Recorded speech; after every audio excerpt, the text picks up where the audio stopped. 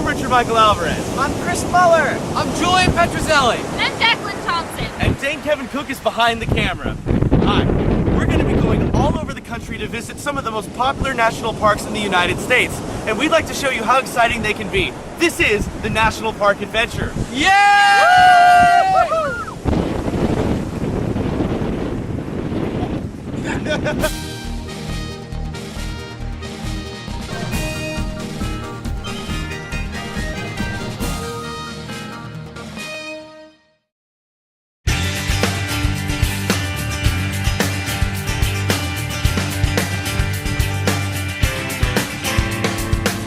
Yeah, we're here now at Alcatraz. We'll be getting off in just a second. You can see where the facilities were. Most of this has just been kind of like turned into a museum. It's not actually a prison anymore. A fun museum. A museum of fun. A fun museum of prison. I'm so excited for this. I don't even care about his driving. So in 1934, actually Alcatraz opened as a federal penitentiary. Gotta walk up 13 stories with this heavy backpack on. Well, Al Capone was actually my great-grandfather. Petrozelli, Capone, they were related. All Italians are related, actually, and this was his Tommy gun. So, Wow. well, I mean, our family's supposed to inherit this Tommy gun, but you know, I felt it necessary to donate it to the prison. Very thoughtful. Thank you. That was extraordinarily inaccurate. Alcatraz was a prison for the highest security. Only the worst and most violent criminals were brought here. Also, crafty ones, such as bank robbers, who were able to get through high security systems. So basically, if you were mean or smart, you came here. Ranger John, these doors would have been operated several times during the day. The key to open this door was a big brass key, and it would be lowered down. He steps out, and we're going to secure this 250-pound door. Nice solid sound.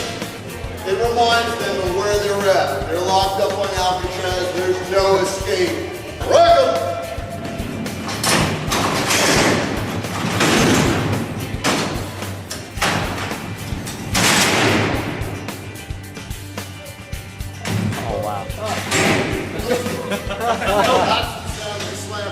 Cool. Wow. All right, enjoy your time on Alcatraz.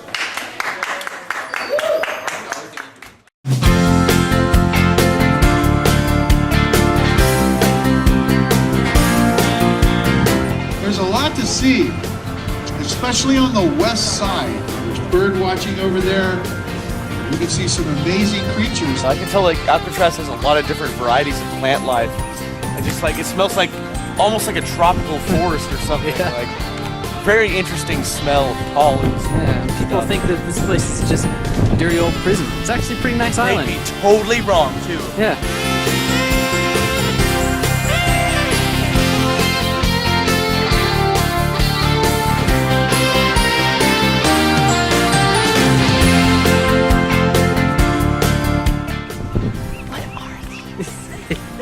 I don't know. They all smell right, this is good. Christopher Norman, and we're going to ask him a couple questions. So Chris, how long have you been doing the national park stuff? Well, I started off when I was 13 years old in the Christie Field Center's Urban Trailblazers program. It's a program that helps bring middle school students in the summer, get them away from the computers, the TV screens, and the indoors, brings them outdoors, shows them their own national park in their own city. And I was a part of that in the first year of the program, and I was 13 years old, and that was back in 2004, I think. And so I was part of that for 2 years, and that's where it all started. So you would recommend this for like all kids, right?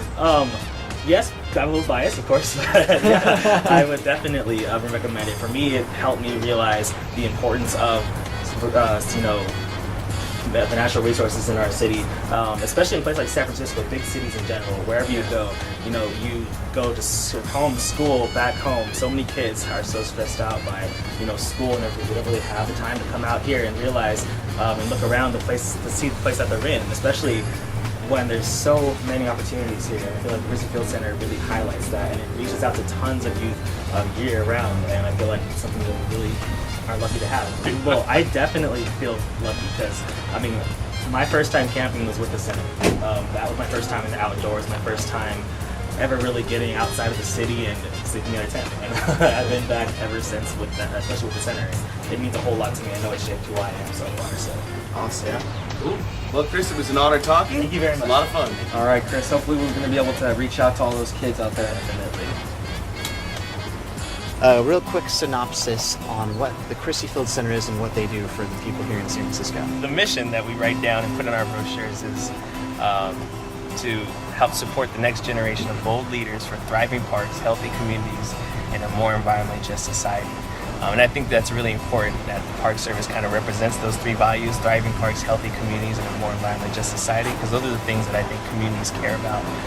And so what we've done at the Chrissy Field Center here at the Golden Gate National Parks Conservancy is really switch the conversation. Instead of just the community and people coming to our park to learn about this history and this natural place, it turns into more a conversation. So as much as they're learning about this park, we want them to think about and learn about their own community, whether it's water pollution, whether it's energy usage, whether it's environmental justice happening in their neighborhoods. And why it's important to engage people at a really young age is basically you have an opportunity to inspire lifelong stewards, not only of national parks, but of their own communities. Not only that, of just thinking sustainability-wise. So things like camping, things like learning about leadership in your parks at a really young age really inspires them to maybe want to study it in college, and then it'll inspire them to maybe for a summer internship to want to be a park ranger or to be an environmental educator or a park activist or some kind of environmental activist at a young age, and then who knows, it could turn into a career. So that's really what we strive to do, is inspire young people with some strong values when it comes to taking care of the park and being a steward of the park, but then also taking care of their community and being sustainably minded when they're making decisions and making purchases and stuff like that. And amongst the Army soldiers were African American soldiers too, from the 9th Cavalry, that lived here on the Presidio for 2 or 3 years. And they would go up to Yosemite, visit Florida, and make sure that no one was cutting down the trees, starting fires, killing the animals, robbing the tourists, whatever. And they did all that. The officers were all white officers, because at the time, the mindset in the country is like, well, we have to have the smartest people, and white people are the smartest people, so we're gonna lead you, even though there was 180,000 African Americans in the Civil War. If you ever saw the movie Glory, those people didn't need any leading. They went out and kicked butt. Some of the officers, white officers, were very good, like John Pershing, John J. Blackjack Pershing. He got his name Blackjack because he commanded black troops. And his fellow white officers behind his back would say, "There goes Blackjack. There's Blackjack." And the name stuck. And so John Blackjack Pershing is a famous name. And he was, Pershing was a great officer. And the Buffalo Soldiers did extraordinary duty at a time when they had to sit over here and ride over there, and you can't eat here and all that stuff. But they were dedicated. Like I was saying, I think one of my favorite parts was learning about the families that used to live there, because I'd always associate Alcatraz as just like the place where all like the awesome bad guys went. Yeah. But then there was families there, and like the guards and their families like lived there, and so the kids, and they would like get boated out to school. I thought that was the coolest thing. You're like, oh, I gotta leave from my school, and you just like walk down on the boat and like take a boat across the bay. So that was really interesting. I loved seeing the guns and the prison shivs that they had. That was awesome. I just thought it was cool how Alcatraz kind of became its own ecosystem with all the different types of wildlife and plant life. The baby birds and stuff. I love the baby birds. Yeah, like people would bring different plants over the years, and eventually they just kind of evolved with their own plants, and it's cool stuff. I thought the prison cells were really crazy, especially when he showed us the solitary confinement room and how it was soundproof, and how they were like, illegally they were supposed to be light on in there, but they had power outages for certain prisoners. Whoopsies. Plus, I was standing at a place where once Sean Connery stood, so What? I'm You good. told me that? Well, I was standing in a place where once Clint Eastwood and George The Lucas entire stood. prison yard is pretty much the entire movie. I liked everything. I'm Squeaky the Owl, and I think that national parks are so much fun.